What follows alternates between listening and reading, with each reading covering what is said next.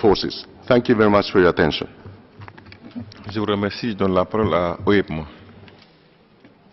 Mr. President, Excellencies, and high-level panelists, OIMA welcomes the celebration of this multidisciplinary event, emphasizing the interrelation of the areas here addressed.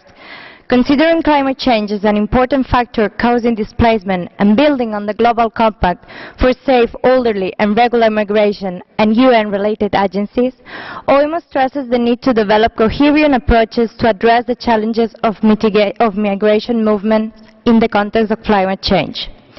This should be driven by an inclusive and empowering perspective, which allows affected communities and vulnerable groups to engage with this process and plan future relocation according to their needs, preferences, and knowledge.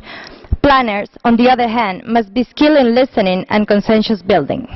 Likewise, information and communication technologies can also play an important role for migrations to sustain their journeys. Network is vital for migrants to decide whether to move, and if so, where and how.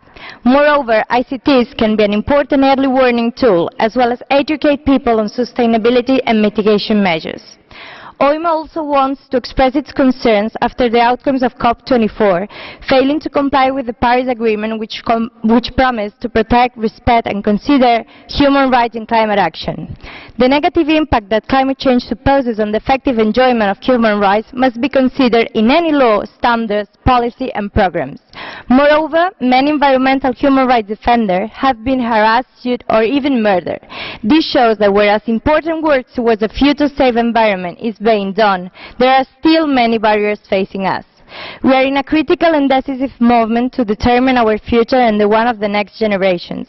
In order to strengthen our efforts in climate action, a global acceptation of the right to a safe environment would pave the way towards more commitment from stakeholders. I thank you. Thank you very much, Excellencies, ladies and gentlemen. This was the last speaker that we could accommodate.